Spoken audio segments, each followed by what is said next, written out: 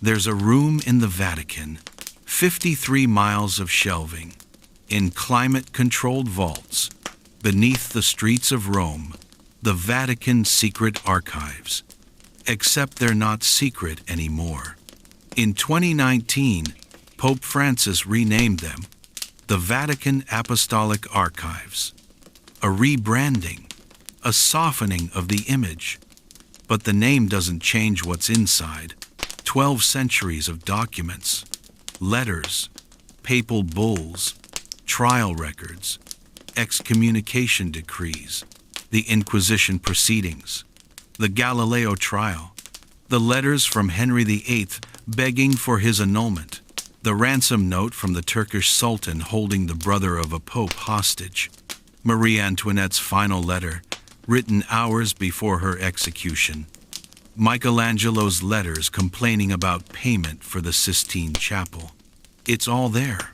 But here's the thing most people don't know. Access is restricted, heavily restricted. You can't just walk in. You need to be a qualified scholar. You need to state exactly which documents you want to see by name, by catalog number. You can't browse. And there are documents you cannot request, documents that are sealed by papal decree. Some are sealed for 75 years after the relevant pope's death. Some are sealed indefinitely. The official reason? Privacy, diplomatic sensitivity, protection of living persons. But what if there's another reason? What if, buried in those 53 miles of shelving, there are documents that challenge the official narrative?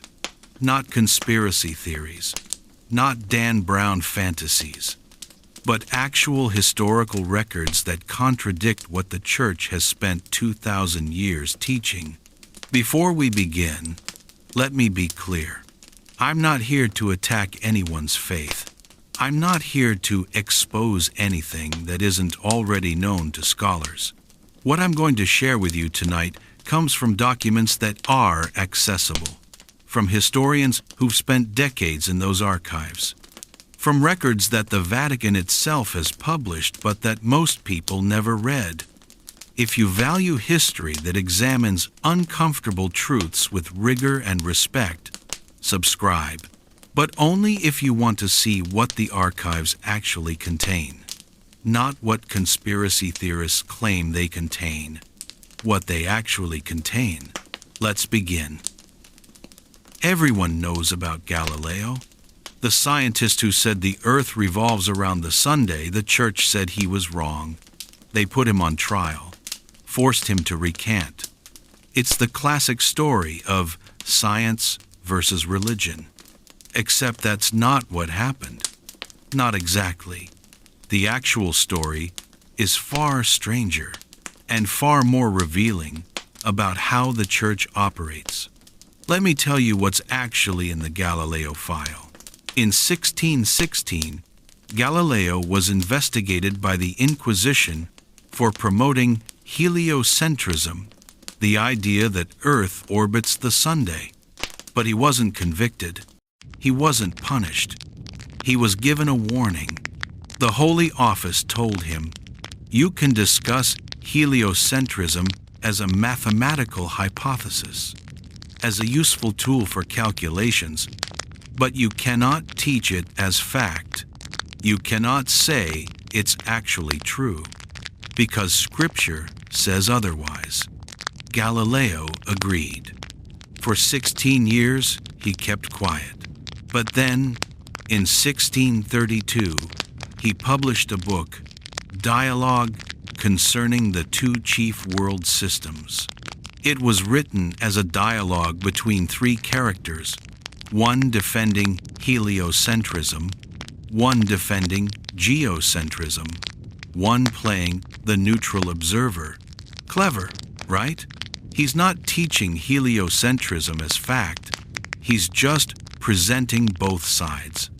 Except the character defending geocentrism is named Simplicio, which means simpleton in Italian, and Simplicio's arguments? They're the exact arguments that Pope Urban VIII had used in private conversations with Galileo. Galileo had put the Pope's words in the mouth of a character named the Simpleton. Urban VIII was furious, not because of the science, because of the humiliation. Galileo was called to Rome, put on trial, threatened with torture. And here's what most people don't know. The Church didn't actually care about whether Earth orbited the Sunday. They cared about obedience. They cared about authority. They cared about a scientist publicly embarrassing the Pope. The Inquisition records are clear on this. The prosecutor's argument wasn't heliocentrism is scientifically wrong. It was Galileo was warned. He was told to be silent. He disobeyed. He must be punished. Galileo recanted. He spent the rest of his life under house arrest. And the Church banned heliocentrism, not because they believed Earth was the center of the universe, but because they couldn't afford to look wrong. Because if they admitted error on this, what else might they be wrong about? The ban on heliocentrism wasn't lifted until 1822, 200 years later, long after everyone, including the Church, knew Earth orbited the Sunday. But admitting it officially, that took 2 centuries, because the Church moves slowly, especially when admitting mistakes. Now here's the part that should concern you. In 1979, Pope John Paul II commissioned a study to reconsider the Galileo case. The study took 13 years. In 1992, John Paul II gave a speech acknowledging that the Church had erred in condemning Galileo. But the speech was careful, very careful. It said the theologians who condemned Galileo were men of their time, who couldn't separate faith from cosmology. It said mistakes were made, but it didn't say the Church was wrong. It said individuals within the Church made errors in judgment. Do you see the distinction? The institution is never wrong, only the people within it. This pattern, this careful language, this institutional protection, it appears again and again in the Vatican archives. What you're hearing is not speculation. Every document I reference exists in the Vatican archives or in published collections available to scholars. I'm not relying on conspiracy theories or sensational claims. I'm reading what the Church itself has preserved. The trial records, the papal decrees, the diplomatic correspondence, the letters that powerful men wrote when they thought no one outside the Church would ever read them. This is what makes the Vatican archives so valuable and so carefully controlled. Because these aren't documents created by enemies of the Church. They're documents created by the Church. Official records, sealed and stored because they were important. And when you read them, you see a different history than the one in the official narratives. Not a conspiracy, not a cover-up, just the complicated, messy, human reality of an institution trying to maintain power over 2,000 years. If you want to keep exploring what these archives actually reveal, subscribe, but only if you value careful historical analysis over sensationalism. Let's continue. January 897 CE, Rome. Pope Stephen VI orders that a body be exhumed from its tomb, the body of his predecessor, Pope Formosus, who has been dead for 7 months. The corpse is dressed in papal vestments, propped up on a throne, in the Basilica of St. John Lateran, and put on trial. Yes, a trial, a dead pope, decomposing, being prosecuted by his successor. This actually happened. It's called the Cadaver Synod, and it's one of the most grotesque moments in church history. Why would they do this? Politics.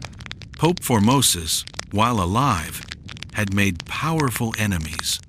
He'd crowned a Frankish king as Holy Roman Emperor, a decision that angered Italian nobility. He'd ordained bishops that other factions opposed. He'd made alliances that shifted the balance of power.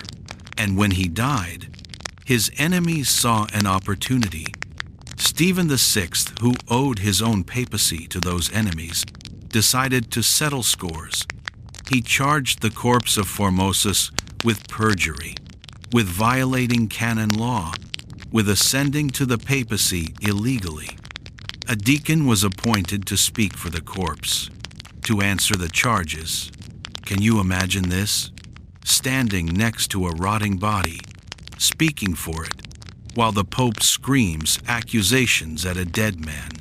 The trial lasted weeks. Formosus was found guilty. His papal vestments were torn off. The 3 fingers of his right hand, the ones used for blessings, were cut off. The body was buried in a common grave, then dug up again, and thrown into the Tiber River. Fishermen later recovered the body. They claimed it performed miracles. Formosus was reburied, quietly. But here's what matters. After Formosus was condemned, all his acts as pope were declared invalid. Every bishop he'd ordained, no longer bishops. Every decree he'd issued, null and void. Every sacrament he'd performed, questionable. This created chaos, because if Formosus wasn't a legitimate pope, then the bishops he'd ordained weren't legitimate bishops. And if they weren't legitimate, then the priests they'd ordained weren't legitimate priests. And if the priests weren't legitimate, then the sacraments they'd performed, baptisms, marriages, last rites, weren't valid. Entire communities suddenly had to question whether they'd actually been baptized, whether their marriages were real, whether their loved ones had received proper Christian burials. The church was tearing itself apart. Within a year, Stephen VI was overthrown, imprisoned, strangled to death in his cell.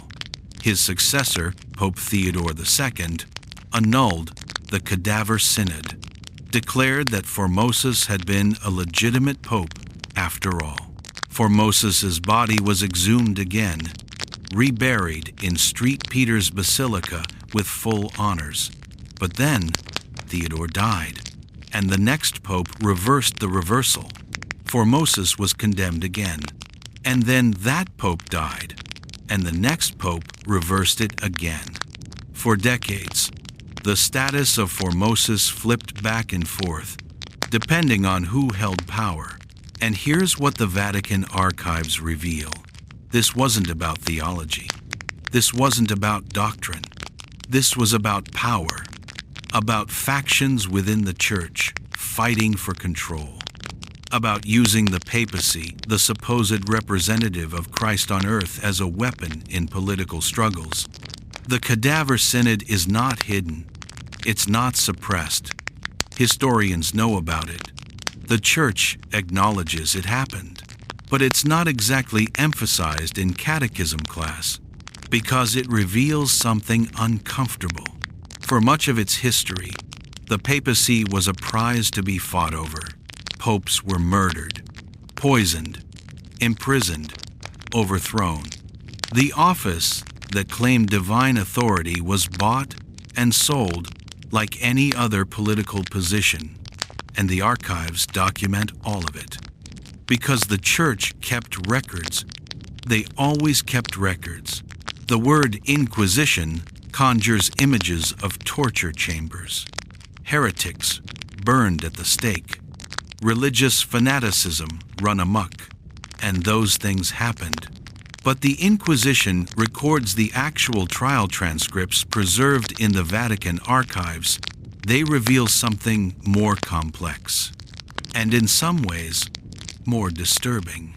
The Inquisition was a legal system. It had procedures, rules of evidence, rights of the accused. It was, in many ways, more systematic than secular courts of the same era, which makes what they did worse, because it was deliberate, calculated, bureaucratic. Let me give you an example. Venice.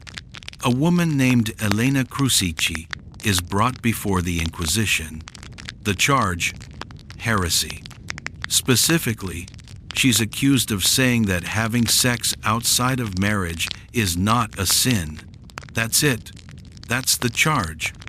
She didn't deny God. She didn't reject the sacraments. She didn't preach revolution. She said sex outside marriage isn't a sin. The trial transcript is preserved. You can read it. The inquisitors question her, patiently, methodically.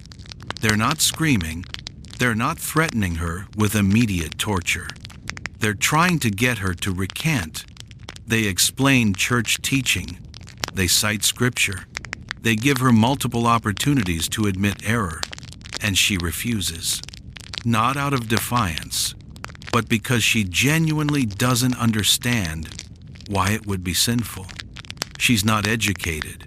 She's not a theologian. She's just a woman who has a different moral intuition than the church. The inquisitors give her 3 months to reconsider. She doesn't recant. They give her another 3 months. She still doesn't recant.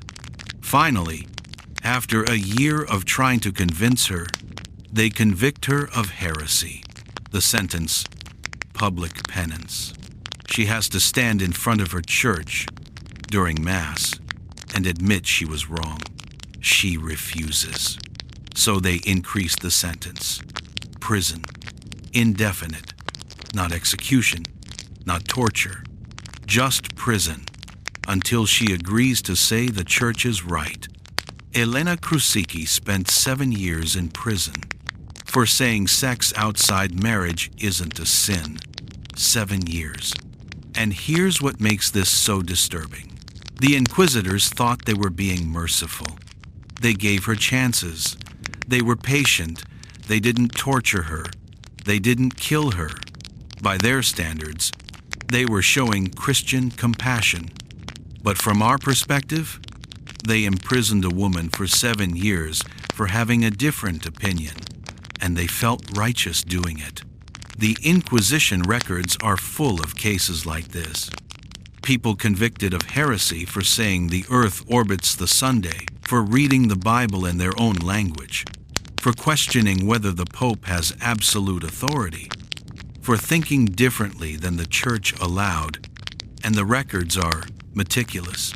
Every question, every answer, every piece of evidence, every sentence, all preserved. Why? Because the Inquisition saw itself as just, as necessary, as protecting souls from damnation. They kept detailed records because they believed future generations would look back and understand why they had to do what they did. That one day, people would read these transcripts and say, yes, they were right. Heresy had to be stopped, even if it meant imprisonment, even if it meant execution. But when you actually read the transcripts, you see frightened people, confused people, people who genuinely believed something different and couldn't understand why belief was a crime.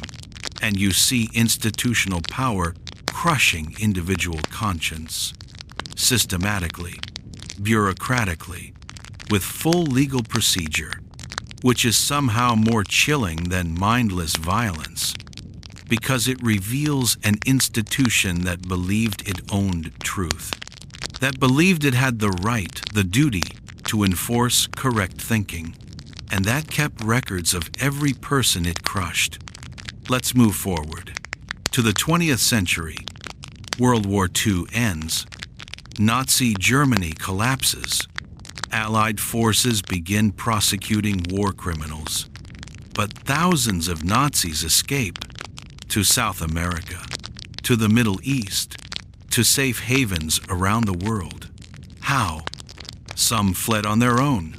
Some had help from sympathetic governments. But many, and this is documented, had help from the Catholic Church. They're called the rat lines, escape routes for Nazis, through Italy, through Austria, through Catholic institutions. Monasteries provided shelter. Priests provided false identity papers. Church officials facilitated travel. This isn't conspiracy theory. This is documented history. In 1984, the U.S. Justice Department released a report called The Rat Lines: Recruitment of Nazi War Criminals by the United States. It details how thousands of Nazis escaped prosecution and how Catholic clergy helped them. Why? The official answer is anti-communism. The Church feared Soviet expansion in Europe, so they helped anti-communist Nazis escape, hoping to use them against the Soviets later. That's the pragmatic explanation. But the archives suggest something else. Many of the clergy who helped Nazis escape were true believers. They saw Nazism as a flawed but fundamentally Christian movement, fighting against the godless Soviets. They saw Hitler as misguided, but ultimately on the right side of history. And when Germany fell, they saw it as their Christian duty to help these men escape.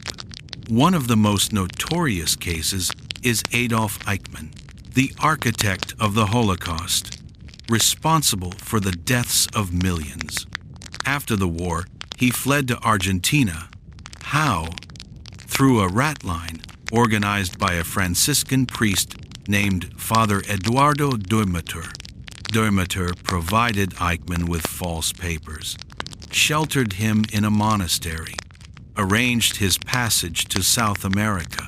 Eichmann lived freely in Argentina for 15 years, until Israeli agents captured him in 1960. He was tried, convicted, executed, but he almost got away, thanks to a Catholic priest who saw helping a mass murderer as a Christian act. And Demeter wasn't alone. Bishop Alois Hudal, rector of a German seminary in Rome, helped hundreds of Nazis escape. He called it his Christian duty. In his memoir, published posthumously, he admitted what he'd done. He felt no guilt, because he believed he was saving Christian men from communist persecution. The Vatican's response? Silence. For decades, the Church said nothing. When historians began documenting the rat lines the Vatican said they had no records, that any help given to Nazis was the action of individual priests, not official church policy, that if mistakes were made, they were made by well-meaning people in chaotic times. In 2011, the Vatican opened some, not all, of its wartime archives. Researchers found evidence that Pope Pius XII knew about the rat lines, that he may not have directly ordered them, but he knew, and he didn't stop them. The Vatican's response? The Pope was trying to maintain neutrality, to protect Catholics in Nazi-occupied territories, to prevent worse atrocities. That helping Nazis escape was regrettable but understandable given the circumstances. No apology, no admission of institutional guilt. Just it was complicated. People did their best. Mistakes were made. This is the pattern. Always. The institution is never wrong. Only individuals within it. The Vatican Secret Archives, the Apostolic Archives, contain approximately 85 kilometers of shelving. That's 53 miles, 12 centuries of documents, and most of it has never been digitized, never been translated, never been studied. There are documents that no historian has requested in centuries, because you have to know they exist to request them, and you have to know exactly what you're looking for. You can't browse. The church controls access, controls what can be seen and when. Some documents remain sealed by papal decree, and we don't know what's in them. Maybe they're mundane, diplomatic correspondence, financial records, or maybe they're not.